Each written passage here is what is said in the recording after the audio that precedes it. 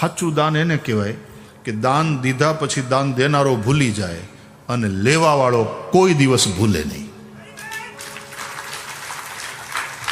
કારણ કે લેવાવાળાની જવાબદારી થઈ જાય છે. એટલે લેવાવાળો ભૂલે નહીં, પણ દેવાવાળો યાદ ન કરાવે. એ ત્યાગ, એ દાન. દેશે કાલે ચ પાત્રે ચ તદ્દાનમ સાત્વિકમ સ્મૃતમ. ભગવદ્ ગીતામાં એ દાનને સાત્વિક દાન કહ્યું. સાત્વિક દાન, રાજસ દાન, તામસ દાન, ત્રણેય પ્રકારના દાન ભગવાને ભગવદ્ ગીતામાં સમજાવ્યા. એમાં સૌથી શ્રેષ્ઠ સાત્વિક દાન કયું? બોલે ઉપકાર બુદ્ધિથી નહીં.